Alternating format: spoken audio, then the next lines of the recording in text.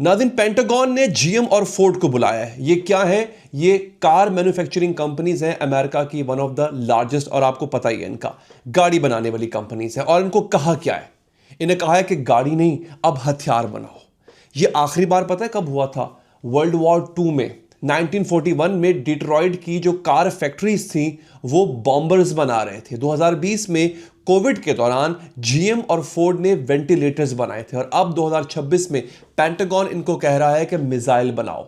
Wall Street Journal की report है, senior defence officials sat down with Mary Barra, यानी जो जीएम के सीईओ हैं, एंड जिम फार्ले जो फोर्ड के सीईओ हैं, to discuss shifting factory capacity towards munitions and military equipment. Senior दिफाई जो अफसरान हैं वो इन लोगों के साथ बैठे हैं, फोर्ड के और जीएम के जो सीईओज हैं, और बैठ के बात क्या की है कि अब आप हथियार बनाएंगे।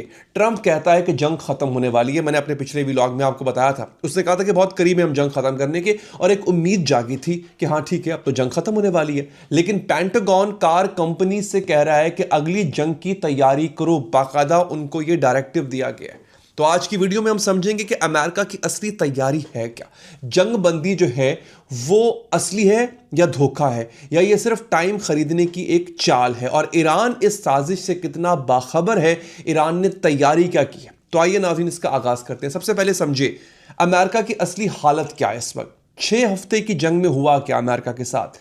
वेपन इस्तेमाल हुए, नॉर्मल जो उनकी प्रोक्योरमेंट है, यानी जो इस्तेमाल करने के बाद जो माल ख़त्म हो जाता है उसको वापस लोड करने की जो कैपेसिटी है वो कितनी है, उस पर हम बात करते हैं। इसके साथ साथ कितना टाइम लग जाएगा उन हथियारों को वापस बनाने में जो अमेरिका इस्तेमाल कर चुका हुआ है।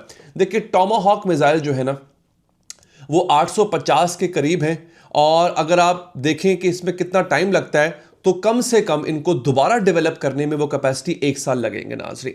पेट्रियट इंटरसेप्टर्स जो हैं वो 400 से ज़्यादा इनको चाहिए हैं, और इनमें कम से कम जो है वो 2 साल लग सकते हैं बनाने में। ठीक है जी। फिर PRSM, ये प्रिसिशन स्ट्राइक के लिए इस्तेमाल होते हैं नाज़रीन, इनका बहुत लिमिटेड स्टॉक बचा है इनके पास। फिर आते हैं थॉड इंटरसेप्टर्स, 20 से 50% कैपेसिटी कम हो चुकी हुई है। कम से कम थॉड इंटरसेप्टर्स को वापस स्टॉक में लाने के लिए अमेरिका को 5 साल चाहिए। वॉशिंगटन पोस्ट की रिपोर्ट है, कहता है कि more than 850 Tomahawks have been fired in just 4 weeks, alarming Pentagon officials because the weapon supply is limited. सिर्फ 4 हफ्तों में 850 से ज्यादा टॉमाहॉक मिसाइल दाग दिए गए। पेंटागन के अफसरान परेशान है क्योंकि सप्लाई महदूद है। सेनेटर रॉजर विकर, ये रिपब्लिकन सेनेटर हैं, वो कहते हैं our defence industrial base has struggle to keep pace. हमारी जो दिफाई सनत है हमारी, वो इस वक्त जो है सप्लाई पूरी नहीं कर पा रही है। अब असली मसला क्या है? अमेरिका पीस टाइम के लिए हथियार बनाता है, यानी अमन के जमाने के लिए हथियार बनाता है, जंग के लिए नहीं बनाता। जब असली जंग लगे और 6 हफ्तों में सब खत्म हो जाए तो पेंटागन सर पकड़ के बैठ जाता है कि अब मैं क्या करूं, और आगे वो फिर डायरेक्टिव देता है क्वाड्रपल प्रोडक्शन, यानी 4 गुना प्रोडक्शन को बढ़ा दिया जाए, वॉर टाइम फुटिंग जंगी बुनियादों पे किया जाए। लेकिन ये हथियार 3 से 5 साल में बनेंगे अगर आप जंगी बुनियादों पर भी बनाते हैं तो। सवाल ये है, अगर जंग खत्म होने वाली है तो फिर जीएम और फोर्ड को क्यों बुलाया गया है? ये यानी एक धोखा है, एक चाल है नाजरीन। अब देखते हैं ईरान की तरफ से क्या किया जा रहा है। अब्बास असलानी, ये ईरान के एक बहुत सीनियर सहाफ़ी और एनालिस्ट हैं, उन्होंने रिपोर्ट दी। उन्होंने कहा कि the media wave hyping up the success of Iran and US negotiations is a propaganda manoeuvre to keep markets calm and ease pressure on Trump, not a reflection of real break through.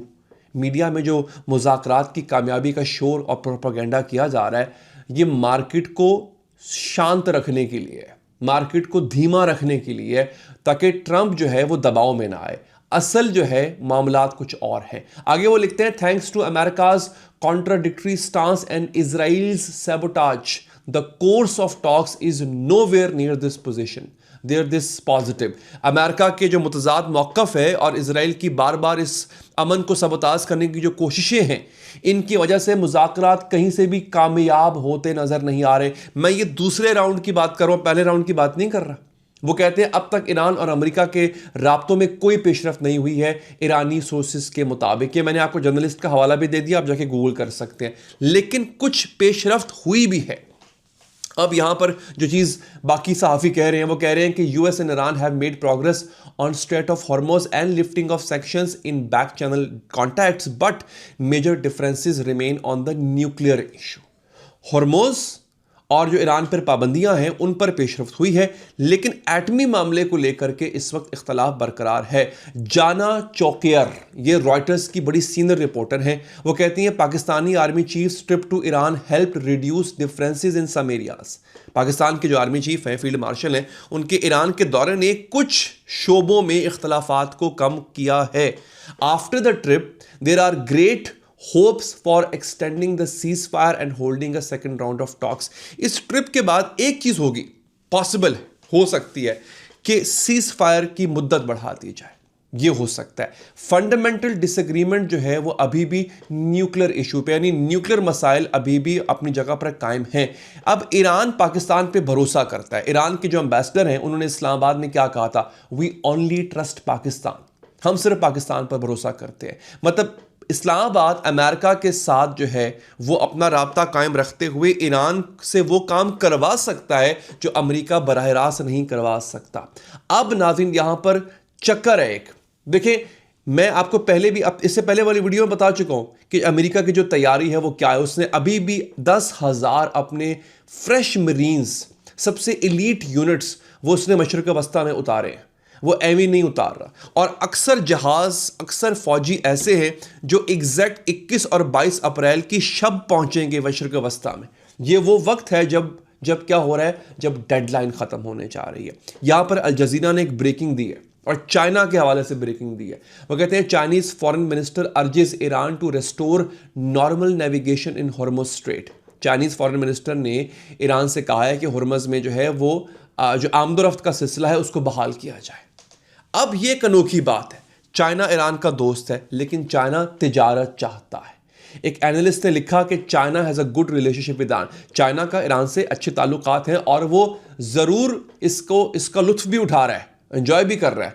America की उस नाकाम operation को देखते हुए जो America ने जल्दी में उसको मुकम्मल समझ लिया था, लेकिन चाइना इसको एंजॉय भी कर रहा है। But China is always focused on trade, लेकिन चाइना का फोकस हमेशा तिजारत पर रहा है।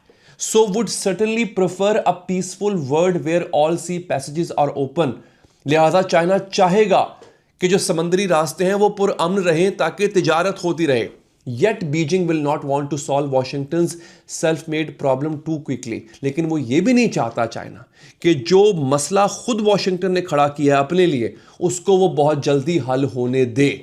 ये है चाइना का असल मकसद। The ultimate aim of all US overseas foreign policy actions is to harm China itself. देखिए बड़ी अच्छी बात की कि जितना भी अमेरिका का इस वक्त किरदार है या जो कुछ अमेरिका कर रहा है उसके पीछे जो सबसे बड़ा मकसद है, ईरान को नुकसान पहुंचाना मकसद तो है ही, लेकिन जो बड़ा मकसद है वो क्या है कि चाइना को नुकसान पहुंचे। मतलब अमेरिका वो तमाम कोशिश करेगा जिससे चाइना को खराबी हो। इसलिए चाइना अमेरिका को स्ट्रगल करते देखना चाहता है, लेकिन दुनिया की तिजारत बंद होना ये चाइना को भी गवारा नहीं है। अब मैं आपको बताता हूं ईरान ने क्या किया है।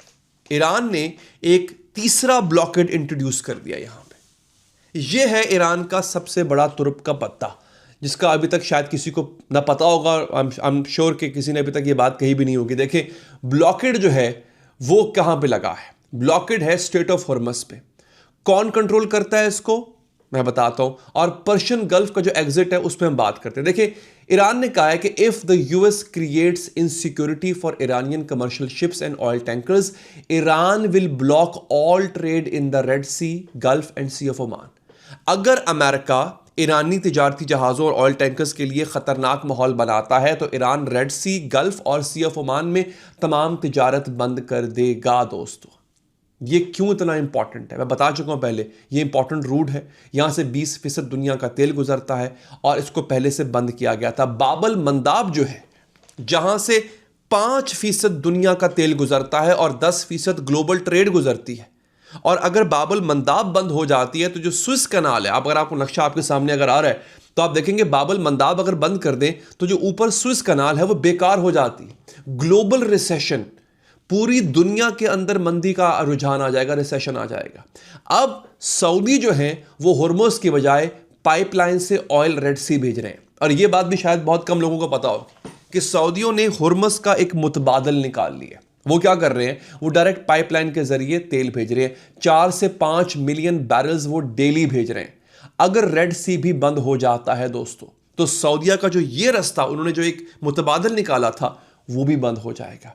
यानी आपने अगर ईरान को कंटेन करने के लिए उनके ब्लॉकेड के आगे एक और ब्लॉकेड लगा दिया है, आपको ये इस बात का अंदाजा आई एम श्योर होगा कि ईरान बाकी रास्ते भी बंद कर सकता है। और अगर वो बाकी रास्ते बंद करेगा तो जो हाल होगा उसकी मैं आपको पहले से तस्वीर दिखा चुका हूं दोस्तों। अब वो खबर जो सबसे खतरनाक है, अल जजीरा ने ब्रेकिंग न्यूज़ दी है। वो कहते हैं Iran transitions all schools to virtual learning starting April 21। Iran ने जितने भी उसके स्कूल्स हैं उनको 21 अप्रैल से वर्चुअल लर्निंग पे लगा दिया, यानी ऑनलाइन घर बैठ के बच्चे पढ़ेंगे। स्कूल बंद कर रहे हैं 21 अप्रैल से। अब ये डेट आपको पता है क्या है? 21 अप्रैल को सीज फायर खत्म होने वाली है। ईरान बिल्कुल उससे एक दिन पहले स्कूल्स बंद कर रहा है। इसका मतलब क्या है? जो हमारे पास तो खबरें आती हैं ना, इनके पास इंटेलिजेंस रिपोर्ट्स आती हैं। ईरान जानता है कि जंग दोबारा शुरू होने वाली है या हो सकती है। वो अपने बच्चों को महफूज कर रहा है दोस्तों। ईरान में पहले क्या हुआ था, 640 से ज़्यादा स्कूल्स जो है उन पे बमबारी की गई थी। 250 को मेजर रिपेयर्स चाहिए। 15 स्कूल्स मुकम्मल तौर पर गिराए जा चुके हुए हैं, लेकिन कोई स्टूडेंट जो है इसमें वो भी शहीद हो चुके हुए हैं दोस्तों। क्योंकि होता क्या है कि वो जो पहला हमला हुआ था उसके बाद से लेके ईरान ने जो स्कूल्स थे उनको ऑनलाइन कर दिया, लेकिन इस सीज फायर के दौरान फिर से स्कूल्स खुल गए थे। अब 21 अप्रैल को यह ऐलान करना, हालांकि यह खबर बड़ी छोटी सी है और यह बस ऐसी गुजर गई होगी आपकी नजर से, लेकिन यह ऐलान बहुत बड़ा ऐलान था नाजरीन।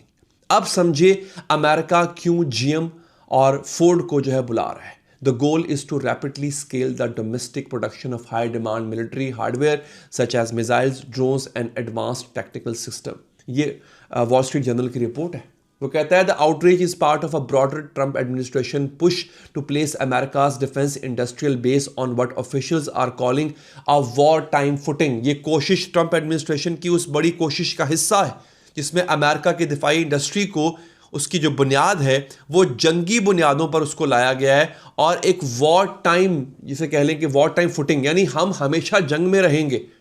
ये आखिरी बार कब हुआ था? ये वर्ल्ड वॉर 1 में हुआ था जब पूरी इंडस्ट्री को मोबिलाइज किया गया था ये। और उसके बाद जो है वर्ल्ड वॉर 2 में डिट्रॉइट की फैक्ट्रियों को बॉम्बर्स, B-2 बॉम्बर्स बनाने का टास्क दिया गया था, जीएम को, फोर्ड को, क्रिसलर्स को। फिर कोविड में इनको वेंटिलेटर्स बनाने का टास्क दिया गया था दोस्तों। अगर ट्रंप सच में जंगबंदी चाहता है दोस्तों तो ये तैयारी क्यों हो रही है? इससे पहले वाली तैयारी क्या थी कि फौजी भेजे जा रहे हैं। अब अपनी कार मैन्युफैक्चरिंग कंपनीज को कहा जा रहा है कि तुम बम बनाओ, तुम मिसाइल बनाओ दोस्तों। एक एनालिस्ट लिखता है कि सिविलियन कार बनाने वालों से हथियार की प्रोडक्शन मांगना ये शॉर्ट टर्म नहीं है, ये सिग्नल है कि मिलिट्री कमिटमेंट। वो आगे लिखता है it signals a military commitment measured in months और ईयर्स नॉट वीक्स। ये हफ्तों की नहीं, महीनों की या फिर सालों की जंग की तैयारी है जो अमेरिका कर रहा है नाज़रीन। Now this is very very dangerous. और ईरान की तैयारी मैं अपने पहले वाले व्लॉग में बता चुका हूं, मुख्तसरन यहां बता देता हूं। सीज फायर के 48 घंटों के अंदर अंदर ईरान ने अपने बंकरों को साफ किया, सिलॉस को बहाल किया। जो लॉन्च पैड थे जिनको थोड़ा बहुत नुकसान पहुंचा था, जहां से मिसाइल लॉन्च होते हैं या ड्रोन लॉन्च होते हैं, उनको वापस इस काबल बना लिया। कब? सीज फायर के 48 घंटों के अंदर अंदर। दोस्तों ईरान की कैपेबिलिटी ये है कि वो रोज जो है सैकड़ों मिसाइल दाग सकता है। अंडरग्राउंड बंकर्स हैं, पहाड़ों में छुपे हुए हैं और 15 से 20 अरब डॉलर की उसकी दहाइयों की प्लानिंग है। और अमेरिका के जो इंटरसेप्टर्स हैं उसके बारे में एनालिस्ट लिखते हैं कि नियरिंग एग्जॉस्शन, तकरीबन खत्म होने के करीब है। एसिमेट्रिक वॉरफेयर में ईरान जो है अमेरिका को पिछाड़ रहा है। ईरान कन्वेंशनल जंग नहीं लड़ रहा, वो लंबी थका देने वाली आहिस्ता आहिस्ता जो लड़ी जाती है जंग, वो जंग लड़ रहा है। अमेरिका के पास हथियार खत्म हो रहे हैं, सब्र खत्म हो रहा है, मोराल खत्म हो रहा है। ईरान के पास पहाड़ों में हजारों मिसाइल अभी भी महफूज हैं। तो दोस्तों ये तमाम हकायक हैं जिनको देखते हुए साफ नजर आ रहा है कि अमेरिका इन मुज़ाकरात को भी शायद किसी मामले पर ले जाके, किसी स्टेज पे ले जाके सबोताज कर देगा, और उसके पीछे सिर्फ अमेरिका नहीं, उसके पीछे इसराइल भी होगा। मेरा जो अगला वीलॉग आ रहा है वो यही कि इसराइल ने कब कब अमेरिका को धोखा दिया। इसराइल अमेरिका के लिए एक बहुत बड़ा बोझ है। इस पर एक डॉक्यूमेंट्री मैं लेकर आ रहा हूं, वो डॉक्यूमेंट्री आप देखना मत भूलिएगा। और अगर आप वो देखना चाहते हैं तो चैनल को सब्सक्राइब या फॉलो जरूर करें, क्योंकि अगर आपने फॉलो या सब्सक्राइब किया होगा तो डेफिनेटली आप मिस नहीं करेंगे उसको। और अगर आप चाहते हैं कि लाइव मुलाकात हो आपसे, क्योंकि मैं अपने लाइव में कॉल्स भी लेता हूं, वो यूट्यूब पे मुमकिन नहीं होती है, उसके लिए आपको मेरे फेसबुक पेज को फॉलो नहीं, सब्सक्राइब भी करना पड़ेगा, क्योंकि सिर्फ सब्सक्रिप्शन में वहां पर ये ऑप्शन है। दोस्तों, अपना बहुत बहुत ख्याल रखिए। अल्लाह ने के बाद।